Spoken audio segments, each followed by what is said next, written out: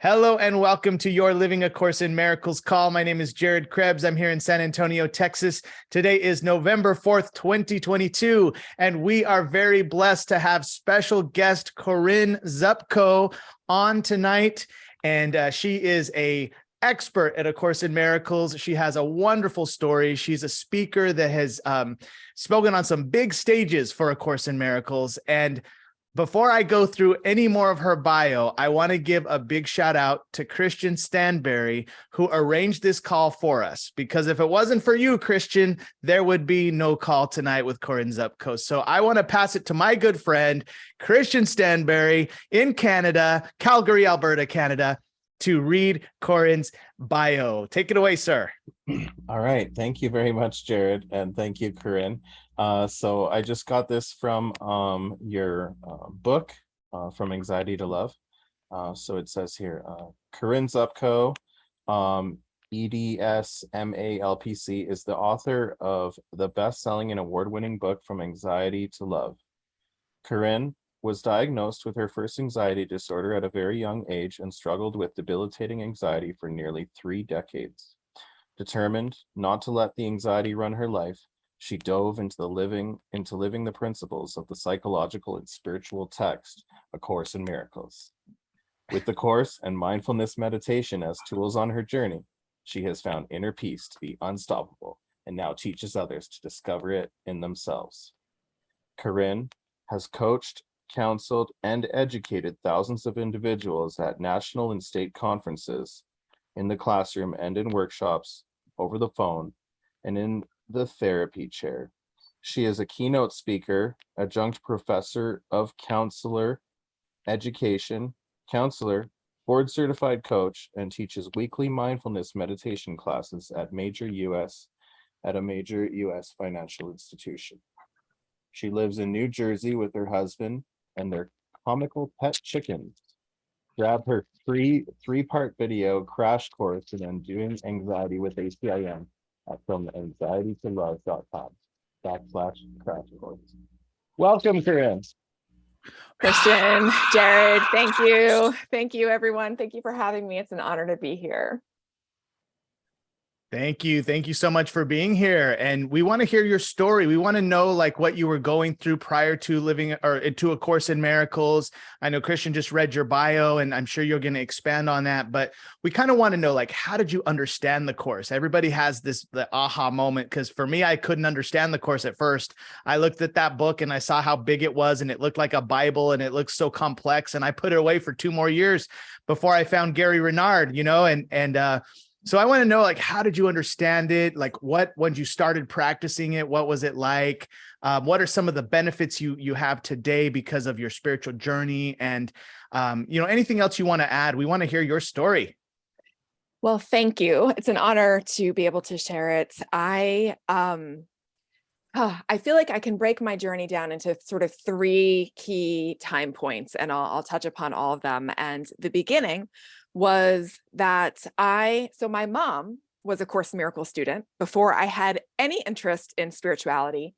She would literally try to talk to me about this book called A Course in Miracles. And I was a real snot. I'd stick my fingers in my ears and I'd be like, blah, blah, blah, like, don't talk to me about this spiritual stuff.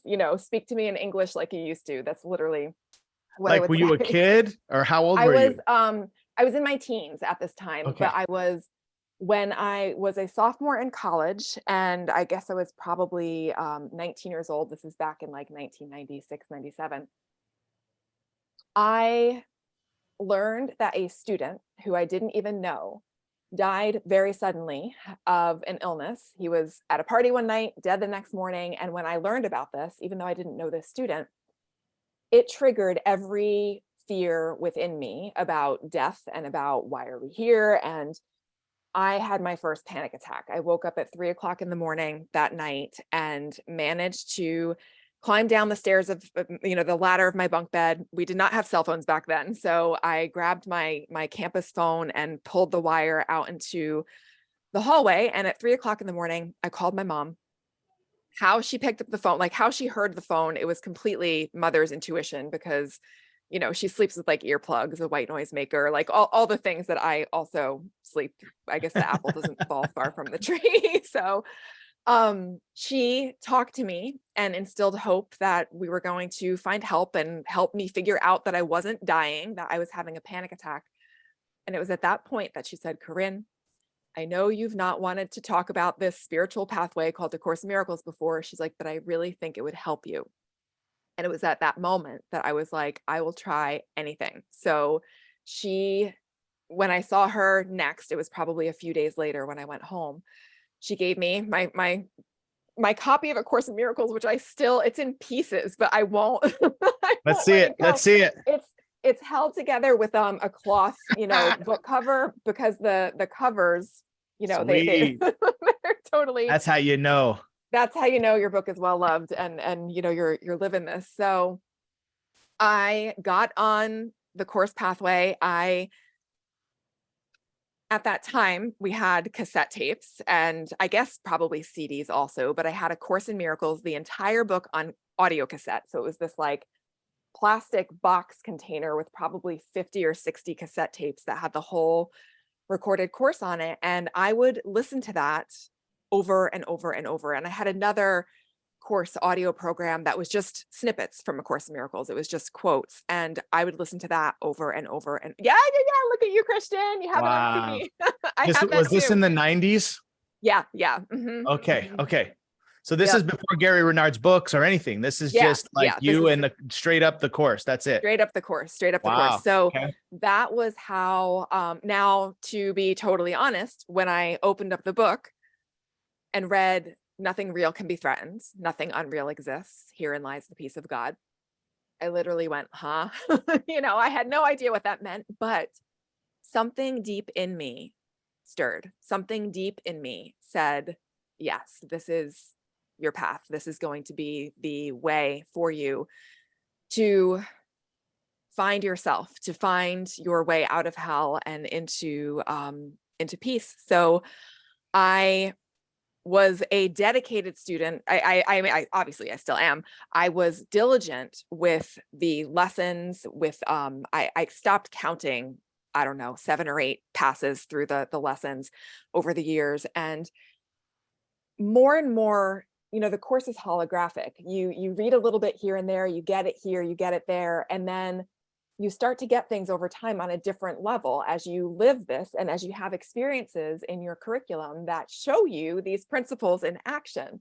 So what happened there was that at this, time back in the 90s, the panic attacks started to slowly get better, but fear is a shapeshifter, as we know. It is like a leaky pipe. If you plug the hole in the pipe in one spot, fear is going to spring a leak, in another spot, unless you're getting to the source, which is our belief in separation, our belief that we separated from God. 12 years into my studies as a course student, this was now, I guess, 2000. So I started in 97. This was 2009. I found myself right back in the middle of debilitating, thick anxiety, because at that point in time, I was in a job that no longer fit me. I had a number of other things going on. And it was like this crash again of panic attacks and anxiety. And just to, I didn't share this in the beginning, but I've pretty much been born anxious. Like I literally had my first psychiatric diagnosis when I was around 2 years old, which was separation anxiety disorder from my mom. It morphed into phobias, the panic attacks, the panic disorder came out in college. Later, there'd be a diagnosis of generalized anxiety disorder. So I'm talking like, I was on if we think about fear and anxiety as on a continuum, I was on like the diagnosable end of the continuum for a long time. So here I am, back to my story. Here I am 12 years with A Course in Miracles studies under my belt, and I find myself back in the middle of the debilitating anxiety. And I'm like, what am I missing? What did I miss? What is going on here that I'm back in this again? And what I realized at that time was that I was actually using A Course in Miracles as a Band-Aid for those first 12 years. So I'd have, maybe a jolt of anxiety or fear come up and I'd run to the book. I'd open it up. I'd read something that made me feel better. I'd close it and then I'd go back to doing what I was doing. And there wasn't necessarily this, although my identity was shifting, it wasn't necessarily this fundamental shift in identity. And I realized that I was also running away from the fear. I was running away from the anxiety. I was running away out of just being totally freaked out, not wanting to feel that way at all. So when I was in the thick of it again, I said, something's got to change. I've been missing something. I've got to do something different. And the guidance came in pretty much to take the bull by the horns and look at it smack in the face. So to turn toward the anxiety, but with the Holy Spirit. So not by myself, not to look at the shadow or the fear alone, but to look at it with the Holy Spirit. And what started happening at that point was some profound shifts. I started realizing and recognizing some of the hidden fears that I was still, that were still very much intact in my mind. And it was at that point when I started to really drop into a consistent peace, to really drop into a recognition that I believe that I'm this body right now, but it's absolutely not who I am and who we are.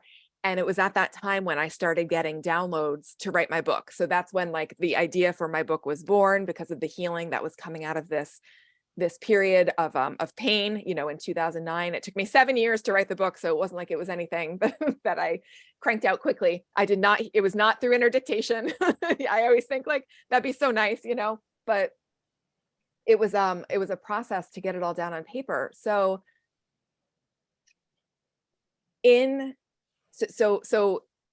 24 years. So now let's come to 2021. So last summer, with an additional 12 years of being a course student under my belt, I was in a situation, there were a number of stressors happening, and I got guidance. It was sort of growing guidance over time that was telling me it was time to let go of the training wheels. It was time to release A Course in Miracles. Now, it's still very much a part of me, so spoiler alert, but the guidance was to let go everything that I think I know about it, everything that I think I've learned, all the ideas that I have about A Course in Miracles. We need to do a massive flush and let it all go, because we still have bodies with brains. And what can happen is that we can hang on to certain ideas and think we know, when that can actually become a block to direct experience. That can become something that becomes in our way of a direct experience of God. So at this point, I feel like after 24 years of, at that time in 2021, after a significant chunk of time of being a course student, I've developed enough trust that I could say, okay, I'll let go. And I did. And to be completely honest with you, it was extremely destabilizing. This is my spiritual foundation of over 25 years that I was like suddenly willing to just let go. And it was destabilizing and scary. And I had a lot come up, but help started showing up both in the physical and non-physical forms. And since that time last summer, the synchronicities, the miracles, I've had visions. My first vision was of an angel. I heard some people just chatting about angels before we started recording. I've been brought to start to study the edge of A Course in Miracles. And what I mean by that is that A Course in Miracles talks about things like angels, psychic abilities, the soul.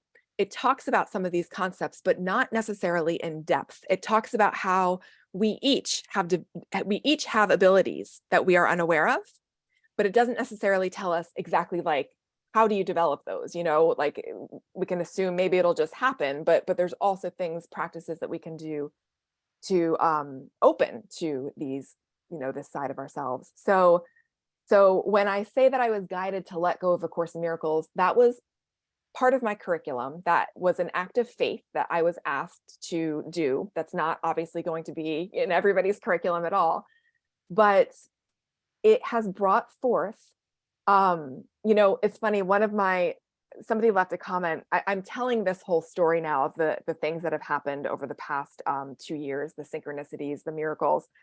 the unexplainable mystical experiences. I'm starting to unpack this on my podcast, and a listener wrote a very kind comment and said that she felt that what I was speaking to in the beginning of the course, under the section How It Came, one of the last line in that section is that the course's only purpose is to provide a way in which some people will be able to find their own internal teacher. And I loved that she highlighted that, because I mean, that's what the course is for all of us. It's about us developing a relationship with the Holy Spirit, with our inner teacher. I call it our inner therapist in the book, because the Holy Spirit was my therapist, you know, a whole lot, in addition to earthly therapy too.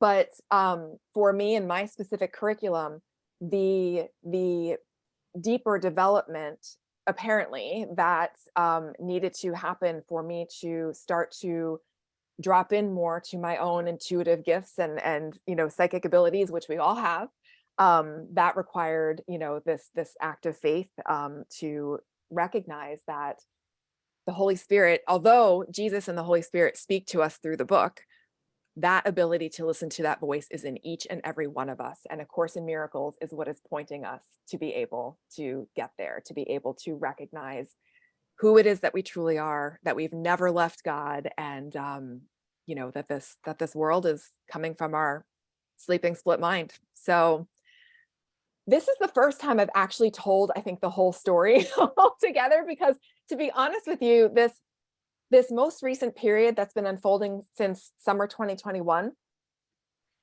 I was picturing, like, you know, like a bottleneck in traffic when like all the cars are trying to get into 2 lanes from 4 lanes or more. That's when I start talking about this, I get a little like, because it's so much that has been unfolding recently, and it's new for me to be talking about this. So thank you for letting me just practice sharing with all of you in terms of, you know, these new steps in my journey. Oh, of course. Thank you for sharing. I love that you had these periods, and they're quite long periods too. I mean, like the 12 years from the 97 to 09, and then another one at 09, and then another one here now at 2021. Like, I think that's I don't know, it's very inspiring to hear your commitment over time to the course. And then I have a question about when you say give up the course per se, like, I know it's not like the principles, but are you giving up like reading the course, or like, what do you mean by giving up the course? Or what that was asking me then, because I still read it. I still, you know, like I said, it's in my blood and bones. So it's still very much a part of me. But at that time, the guidance to let go of A Course in Miracles was to let go of everything that I thought about it, everything I thought it said, you know, my definition of healing, what I thought forgiveness looked like, what I thought God was, like the ideas. I was being asked to let go the identity of being a Course in Miracles student / teacher. Like, that identity had to be released. All of 100%. 100%, all that, you know, had to go, because if you think about it, the spiritualized ego will try to get in there in any way, shape, or form. Like, you know, oh, I'm a course teacher now, or you know, oh, I'm an author, or whatever. These identities, the course is not about adding identities to an already false identity. It's about releasing these identities. So it was like a grand flush. It was like a grand, you know, let's clean out all of these ideas that you're holding. But in letting go of ideas that I thought kept me together, you know, like I thought well, I'm not a body, you know, this idea has been very comforting to me.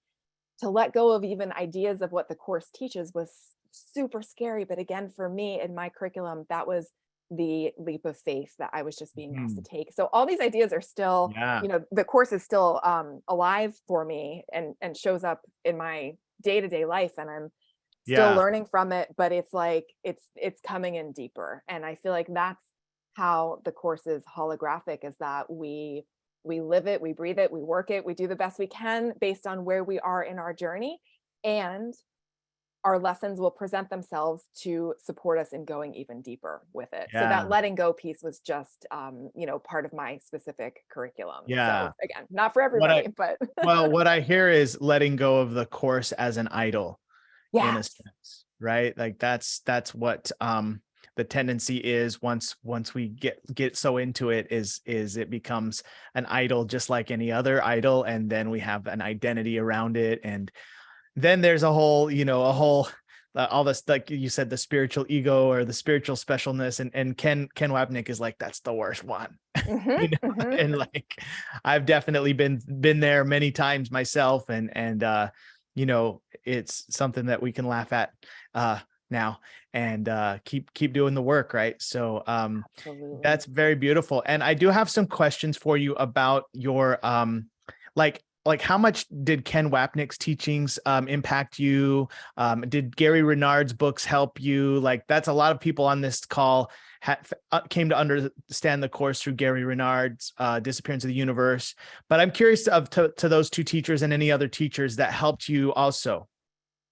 Great question. And Gary and Ken obviously have helped, have brought so many people to the course and have so many powerful teachings out there that have been so helpful. In my case, it's funny, I fall into the late Dr. Bob Rosenthal, who I'm sure everybody knows is, yes. I remember him saying, he's like, people are surprised. He's like, I was never a student of Ken's. And that's actually me too. Like, I never, for whatever reason, I never connected. Again, back when I started studying the course, there was no YouTube, there was no Facebook, there was no, I don't think there were any course organizations aside from the Foundation for Inner Peace, but I was just plugged in to the book, like the audio book, and listening to that. And so I've really, and then I didn't actually read Disappearance of the Universe till like much later. I think when my book was coming out, because I was interviewing Gary for a summit that I was doing. So although their teachings, are super helpful and super supportive, it hadn't worked out that it was part of my journey, because my mom, so this is the thing, is that teachers, we know, can be so helpful when we're trying to like figure out what's going on in this book. I had that in my mom.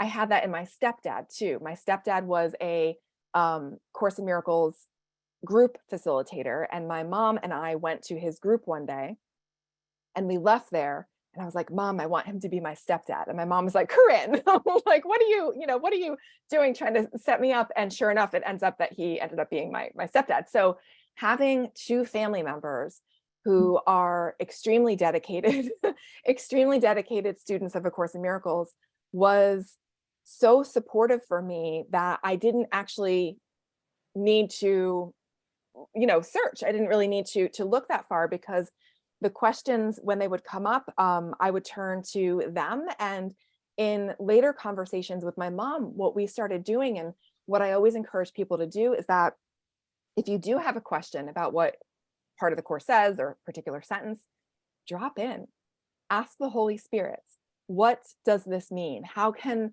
I understand this? What is the best way that I can understand this right now? And it's uncanny, at least in my life, how many times like a circumstance would arise to teach me exactly what it was, in that section of like what the book was talking about. So I'm very fortunate to come from, A Course in Miracles family, and to have that support in my life, especially with having such significant, anxiety issues, mental health issues. I just feel very grateful to my mom. That's really awesome. And I gotta say, like, I love Dr. Bob so much. Like, I don't even feel like he passed away. Like, I really don't at all. I'm with you, Christian. And thank you for saying that. He's such a gem, and he is still with us. He actually, I felt like I had a sign from him, because I didn't realize the day that he passed. And it was on that day in my Course in Miracles study group at the time, we were reading the section in the manual on I think it was What is Death, where it's talking about how there is no death. And that happened to be the day that he passed. And so I felt like that was a little sign of him saying hi. That's awesome. Yeah. So Dr. Bob, then, was he somebody also that was a teacher for you? So again, I connected with him much later in my journey. So I used to be a part of an organization called Miracle Share, and we were actually the first to do virtual conferences. And I learned very quickly the back end stuff is like not for me, but we ran a lot of the stuff in the background. And that was how I met Dr. Bob. We interviewed him. I think I interviewed him a couple or Cool. twice or three times for those conferences. And so that was how I met him. And then just a quick funny story, because he wrote the foreword to my book, From Anxiety to Love. As you know, he's a psychiatrist and a therapist. And it was at his going away party when he was moving from New Jersey, where we both lived. And I'd never met him before, but I went to his going away party before he was moving out to California to take on his role in the foundation. And I told him, I was like, Dr. Bob, I was like, I have big plans for us. I wanted to ask him to write the foreword, but I couldn't at that time because my publisher was like, we might decide who gets to write your foreword. And so I had to wait. And sure enough, they allowed me, to ask him. So I was able to tell him, but I was dropping hints, along the way. Oh, that's beautiful. Yeah. So you were basically came up just listening to the course on audiobook, reading the course, just coming back to the course like over and over. Then you had your stepdad and your mom that you could ask questions to. And I'm sure they were helpful, kind of like teachers as well, right? Maybe clarifying things for you and stuff. Absolutely. That's and of course, I'm sorry, go on. I was to say that's a really interesting journey. That's very amazing that you are able to have the course teachings and be able to exemplify them without a lot of these teachers that we all study like crazy, which is just interesting. Yeah. But everyone has their own path, and that's great. Absolutely. Everybody has their own path. And also I am open to learning from anybody. So, every time I would interview somebody or still listen to somebody speak or read their book, like you pick beautiful things up along the way. So I have appreciation for everybody who's contributing their voice. Yes. Oh, that's beautiful. Yeah. So tell us about your podcast. You have a podcast, or what, like, how can people find it? I do. What is the it? Podcast, interestingly, so Cindy Renard has been on the podcast. I don't think I've had Gary on it. I interviewed him for something else, but from episode 30 on, which I took a break in podcasting. It's called From Anxiety to, it's the same title as my book, From Anxiety to Love Radio, I call it. It's on, Apple Music, YouTube. You can just go to my website, which is also my book name, FromAnxietyToLove.com, and find it. From episode 30 on, episode 30 is called A New Beginning. And that's where I am now deconstructing all the things that have happened over the past 2 years with these mystical experiences that have been happening. And I haven't yet shared about the visions that were starting, but the story that I did share, and I'll just share this now, this was part of my process that I had been in when I was asked to let go. This was summer 2021. And I had been introduced to, by a friend, to the Black Madonna, who is the divine feminine. And I had this book, and there's details that I'll save if you're interested. You can listen to the podcast, but the sum of it is that I had an experience in my backyard of reading that book and something opening in me and feeling Jesus with me, and feeling as if he sort of like bowed his head and extended his arm as if in an introduction. And he said, "I'll let you two take it from here." And at that point, I felt that he introduced me to his mother. And ever since then, I've been in this love affair with the divine feminine. And I interviewed Reverend Celeste Frazier, who was also on the Foundation for Inner Peace webinar that I was on. I interviewed her about the Black Madonna because she's one of my teachers. And she feels that she's the Holy Spirit's energy. In the Hebrew edition of the course, Holy Spirit is referred to as she, which we know we have the masculine pronouns in our English version. But it's just been this really fun adventure that has transpired over the past 2 years with lots of, synchronicities and signs and things happening. And that's what I'm unpacking now on my podcast, sort of telling the more recent stories. Yeah.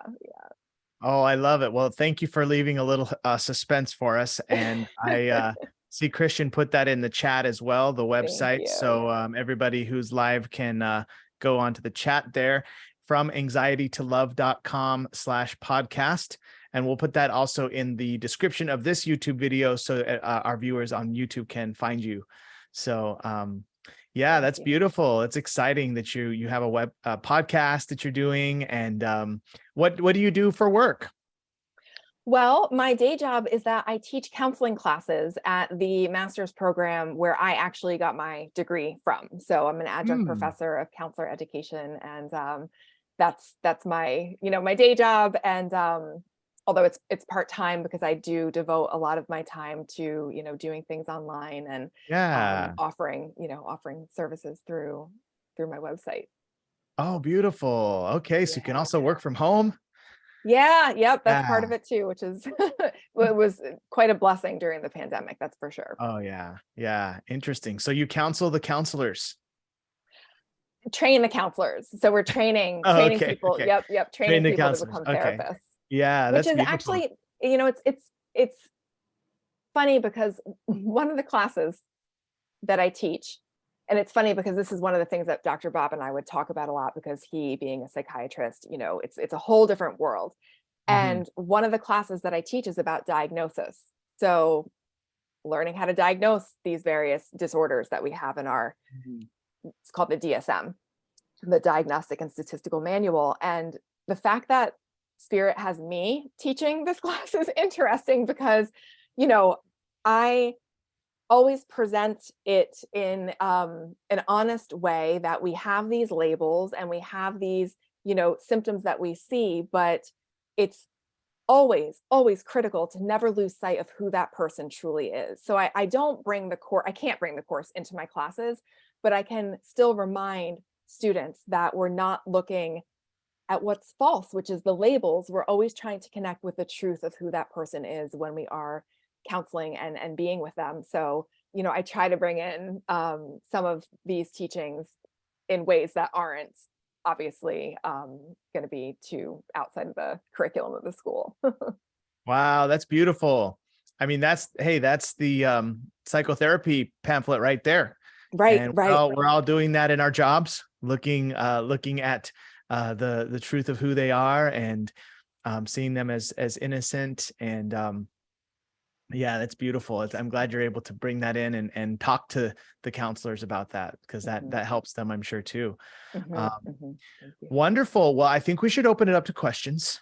Um, Awesome. I love yes, questions. we have a wonderful panel of course students here, and many of them are on every week, and I love every one of you. Thank you all for being here today, and please ask a question. You can hit the raise your hand button, and we'll go in order. So I see our first question is from Elaine Miles from Pennsylvania, in Youngstown, Pennsylvania. No, Right. Bucks Count, Newtown. Newtown, Newtown, Pennsylvania. How far are you, Corinne? Where are you No, in Jersey? I'm in Monmouth County, so I think we're about an hour, maybe about Oh an yeah, hour you're apart North from each other. Jersey. That's North. Central, on like toward the shore, kind of Oh near well, I go Asbury. to Asbury Park all the That, time. that's close That's to where I Monmouth live. County. I didn't even know that. And Spring Lake. Yeah. Awesome. Oh, so you're over the what? So what town? A small little town near Howell. Oh, okay. Yeah, Yeah, I guess there's a Freehold. lot of them. Oh, how about that? We're only an hour away That's from each awesome. other. Oh You my guys should have gosh. coffee. We should, especially when I come to the shore during the summer. I don't go often. Definitely. We have to go boogie boarding together. If you've Yes. never boogie boarding, you have to boogie board. We have a date. Yes. Okay. I need a boogie board partner. So Me you're too. it. Yeah. I make friends with the kids all the time. It's like, and then there's mothers come and I'm like, okay, guys, I'll see you later. Same. That's I think awesome. mom is too cool about this woman hanging out with her kids. Anyway, so were you ever under the care of a psychiatrist, for anxiety? Okay. And was it with pharmaceuticals? Yeah. So I take a very middle of the road approach with magic. We know the course calls all external things magic. To me, that means it doesn't matter if it's quote unquote natural or if it's quote unquote, a man-made pharmaceutical. It's still stuff outside of us.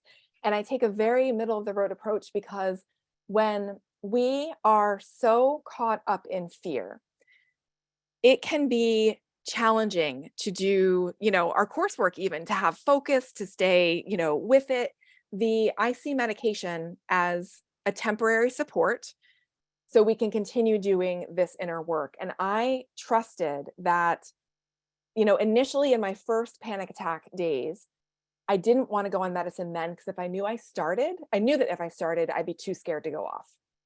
Later on in my adult age episode of anxiety, 2009, I did rely on medication for a time because it was so debilitating. And I knew that if I took it with the Holy Spirit, my need for that medication would fall away when I was ready to let it go. And that's how I approached the medication. I said, Holy Spirit, I'm taking this pill with you. I know it's not the answer, but it's a source of support for me right now, so I can function, so I can get off the couch, so I can sleep. And I'm trusting that it's going to fall away, when I no longer need it anymore. And that's what happened for me. So my perspective is very, middle of the road for this, that medicine can support us, because to try to just use the mind to heal, it's a beautiful thing. And we're not always there yet. There's a process of growing into that. And if we're trying to get there too soon, we're going to be bypassing, things that might need attention. And so that's part of the reason why I sort of take that middle of the road approach. Yeah, I do the same thing. Only unlike you, I don't see myself ever not taking it. And that's fine. It's like, that's fine. It's so debilitating in our family that, any one of us who messes around with it gets in trouble, big trouble. And that's perfect. Like, I'm glad that you said that, because, again, it's all like, everything individual. It's individual. Our curriculum is highly individualized, and things are here to help support us so we can do the work. So thank you for saying that. Well, I'm glad you're in the psychiatric field, because having had experiences on the consumer end, I can say there's a lot to be desired. And it's to the point now where when you talk to your psychiatrist for medication, I've never even met the guy because I switched insurances, and it's like he's Chinese, and he says, "How's your depression?" I say, "I'm fine, doctor. You need me to renew, you need medication renewal." And I said, "Yes, doctor, that would be nice." And that's it. It's so bizarre. Now in the 80s, you sat with your psychiatrist for 45 minutes. That was the standard with the insurance companies. And then they changed everything. And they said, no, now the doctor just prescribes the medicine, and then you see a therapist. And it's just really weird now. I mean, I'm glad I had the 80s, because I had really good help then. If I were to have a new, be young now and be exposed to this fragmented system, so I'm glad you're in there doing some good, because there's a lot that needs to be done. Yeah. Our healthcare system as it is, again, it's so easy to just be seen for a very brief amount of time, get a prescription, and then move on. So it's up to us to decide that, I want something more, I want something more than this. And that is doing the work, doing the inner work. And I'm also, with traditional therapeutic techniques, I've also found in my own journey, because in my past year, I was actually brought back to some of them to do some trauma work. And it has been when you go into traditional therapeutic modalities with the Holy Spirit, with Jesus with you, it's like, wow, it's a whole, the whole purpose is for spiritual purposes. It has a new purpose rather than for ego purposes, because the Course says, in traditional therapy, nothing really happens, but when it's repurposed, when you're, bringing Spirit with you, it can show you exactly what you need to look at and exactly what you need to forgive. And so it can be a super, super big support for that reason. Thank you. So yeah, thank you for your question, Elaine. Thank you, Elaine in Youngstown, Pennsylvania. Oh, stop. All right, let's go to the next one. Gabby Alvarez, where are you calling in from, Gabby? Hello, everyone. I'm calling from California. Hi, Corinne. Awesome. Glad you're here. Hi, Gabby. Nice to see you. I want to say that I have listened to all your podcasts and I have started the new ones and I can wait for each new episode. I have read your book. It has helped me tremendously. So yes. Thank you, I Gabby. have a daughter, she's 15 and she has a lot of anxiety, panic attacks. You know how it is. Mhm. I have shared a lot of the course principles with her, but being she 15, I don't know until what point disclose everything and what to keep. So if you have any idea of how can I help her with anxiety, how can I guide her, having the course as support, but thinking that she is just 15 years old. Mhm. I will really appreciate your point of view with that. And if I can also ask you, how do you see with your coaching and all the work that you do, how do you approach self-esteem? Like building self-esteem in yourself, my daughters, but without feeding the ego or feeding the false identity, but at the same time, feeling that we love ourselves and that we can stand that love out, right? Feeling the confidence that we can do things because we have God, but the whole concept of self-esteem, it will be great if I can see what's your point of view on that. Yeah. Oh, Gabby, thank you for your words and thank you for your questions. I love your questions. And I'll start with what you asked about your 15-year-old, and my heart goes out to her because I do know, how intense the anxiety can be. It was probably around 15 when my mom was trying to talk to me about the course when I was doing this. I wanted nothing to do with it. And it wasn't until I reached a state of readiness myself that I was like, okay, bring it on. So I want to affirm what it is that you're doing and your intuition, with your daughter, that you have brought some of these principles forward, maybe not in course language, but just, in your words. That matters. That even if she doesn't remember right now, those things stay with her. That matters. You're setting a foundation for her that will enable her when she chooses to continue, to build on that spiritual foundation. And just to give you a quick example from my life, my mom taught me how to meditate back when I was in first grade. This is like early 80s when there was, meditation was not a thing. I had to be in a spelling bee and I was terrified. And so my mom taught me meditation. That little thing that she did for me back then was a foundation that I came back to in my late teens, when I was having the anxiety, to be open to doing meditation again, because my mom planted that seed that long ago. So what you're doing, I want to say is enough. It's perfect. Your daughter and your intuition, your connection with Holy Spirit, that's who to ask. Should I say more? Should I leave it there? That's who is going to inform you to speak more or not.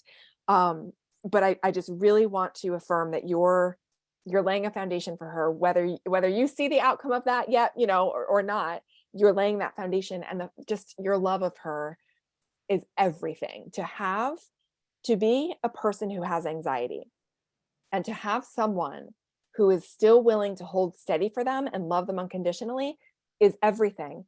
The other piece that you might do is in your mind. So this is one of the practices you might remember from my book. I call it the rock meditation. It's something, maybe you can even experiment with her, where if she's willing, and we can all do this for ourselves. I have a picture of Jesus. He's over there. I can't grab him, but his eyes are looking directly straight forward. So I will look at this photo and I will imagine Jesus seeing me with the eyes of perfect love, that he's seeing the truth in me.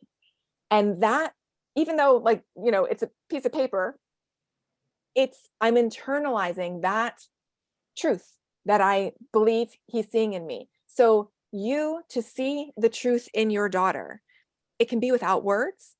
It can just be something that you do. The fact that you're joining with who she truly is, that which, we all share, that's in her, that light that's in all of us, that matters also. That's another piece of this foundation that you're laying.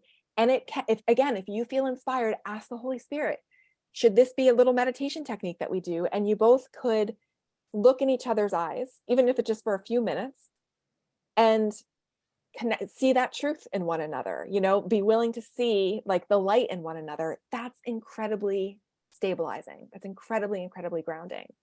So those are just a few things, and we can all do that for ourselves with, with a picture or with another person to connect with who it is that we truly are. Does that give some help just with the question about your daughter? Yes, it's beautiful. And what you say, that seeing the truth in the other one is so healing. I think it's scary. I don't remember, but they explained that was the way that Jesus will heal and do the miracles, because he could not see sickness. So he will see the other person like the truth that they are, the pure light and love, and that's how they heal. Because if you think about it, they are a projection of us, right? So we are projecting that. If we change our mind, we change what we see. Yeah. So it's really powerful, and I have had a time to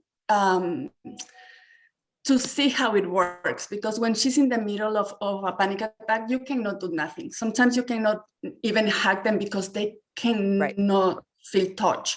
So you literally are like, I cannot do anything right now. So in those moments, I sometimes just stay close to her without even touching her. And just like you say, seeing her just surrounded by light, like she's a spirit, she's perfect, she's this beautiful spirit of love.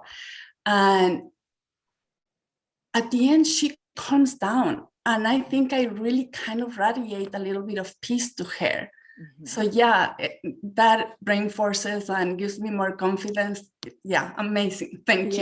Yeah. Thank you. Thank you so much. And I'll just add to the way that I see it is that we, my experience and feeling, and I know that there's sort of different interpretations of this.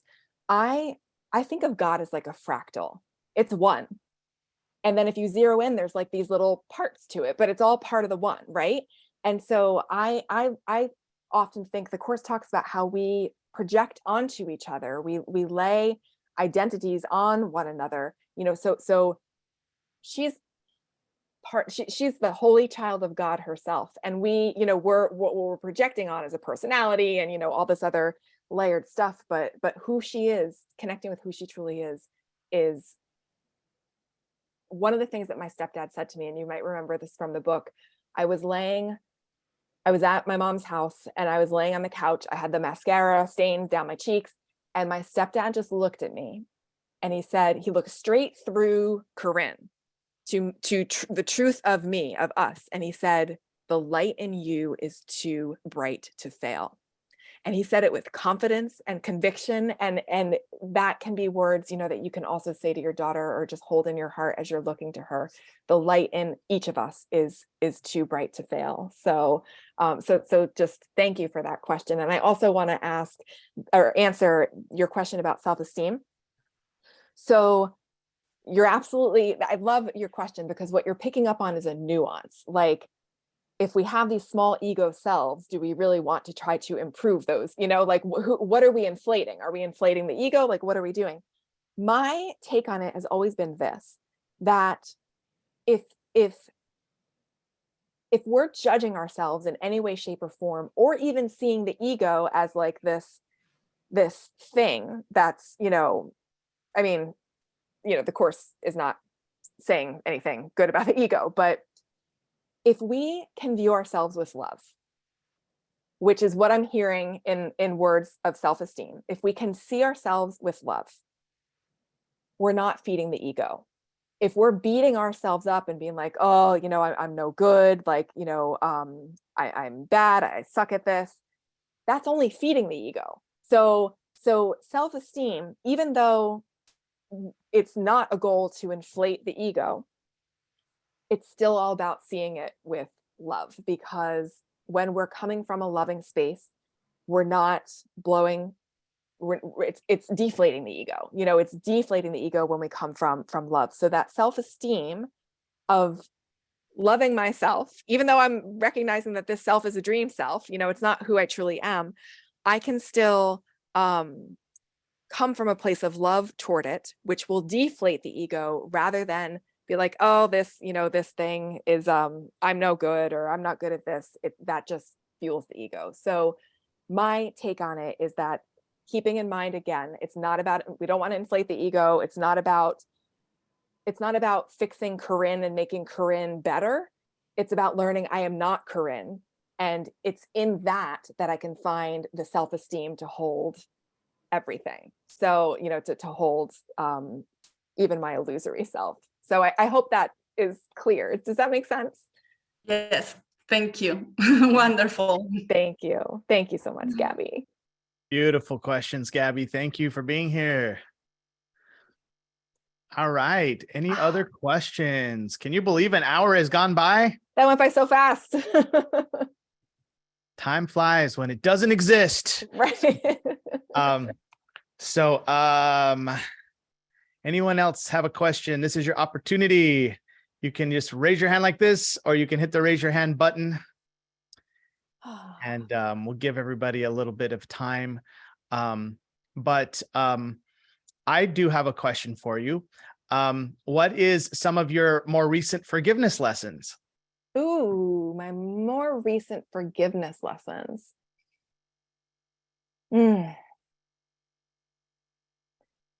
You know, there's so many ways that I can answer that question.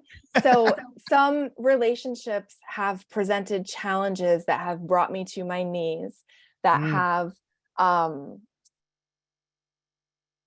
have made me question everything. And yet what I've been willing to do and have done at times is still go to this space of resting in my perfect innocence and inviting everyone to join me there. So that means even people that I might have a current difficulty with, I'm still inviting the truth of who that person is to rest with me in our perfect innocence, beyond all space, beyond all time. And nothing can harm us when we're resting in our innocence. So I had that phrase come up for me probably about only a week ago, about resting in our innocence. And I had a couple of choppy nights of sleep. And I decided before bed, I was like, you know, I'm making a choice to rest in my innocence, and I'm inviting, literally leaving no one out of that innocence. I'm inviting everyone to rest with me there. And I asked the angels, I asked Holy Spirit to protect my decision while I slept. Because, you know, we can sometimes make other choices in our dreams. I had the best night's sleep. I had the best, most like fulfilling, long, deep night sleep. And so this idea of resting in our perfect innocence has been my medicine lately with whatever, you know, forgiveness has been needed for challenging relationships. Oh, that's beautiful. Thank you for sharing. Yeah, thank you for the question. Yeah, of course. We on our calls every Friday, we discuss a 30-minute segment of Ken Wapnick on his journey through the text or whatnot. And then the last 30 minutes of our call, people raise their hand and they share what they forgave in the last week. And so it's really cool because everybody shares like whatever's going on in their life, and you see kind of that shared shared interests, right? And shared purpose, right? So like it's beautiful to hear it from you, and thank you for your transparency and for sharing. Of course. Well, I think we're complete. This has been a wonderful hour. Thank you again for taking time out of your busy schedule. Christian told me that you had a long day today. What did you do today? I was in a training from 11 to 7. Oh my gosh. So long. It's 4 days long. So it's that schedule pretty much every day. So you have it tomorrow too? I do. Oh my gosh. it's an amazing training, and it's only going to be supporting my teachings as we move forward, and because it's exploring a lot of the edge of the course types of stuff with intuitive Cool. abilities and psychic stuff and angels and that sort of thing. So I'm Awesome. Sounds exciting. That Well- training is part of your coursework for psychology? No, this is totally different. Oh, Totally outside of that. so Yeah, I what don't think- so this is a training for a personal your personal pursuits? Exactly. I see. Yeah. Mhm. Yay. Yay. Well, those are like the enriching trainings, right? Those are the ones that like leave you're not drained after something like that. That's more like exciting, right? So Exactly. yeah. Totally Well, uplifting. yeah, well, that's still a long day. You worked from 11 to 7, then you had a 1-hour break, and then you came to us. So thank you so much for taking time out of your schedule and fitting us in, also really with very little notice, like 5 days or so of notice. So we really appreciate you for doing that for us, Corinne. And I'm honored to it's such a blessing to be able to spend time with all of you. So thank you for having me. Thank you for asking Christian and Jared, and just such a joy to join with all of you. This is the first time I've ever met you or heard of you. I'm very impressed. I'm going to listen to your stuff. Thank you. Thank you so much. Heck yeah. Well, before we close everything out, I just want to say to everyone watching, if you want to be in our group, look us up on Facebook, Living A Course in Miracles Audio Book Club. We study the works of Kenneth Wapnick and Gary Renard. And then we have this call every Friday where we get together and we discuss it and we share forgiveness lessons. It's about an hour long. And it's a great community. So you can find us on Facebook, look us up there and request to join the group. And then again, please go and follow Corinne, and her website again is, I'm going to try and find it really quick. From Christian- anxietytolove.com. There we go. From anxietytolove.com. Make sure you go to that website, follow her also on social media. And I would like to ask you, Corinne, what is your final piece of advice you'd like to give to everyone watching?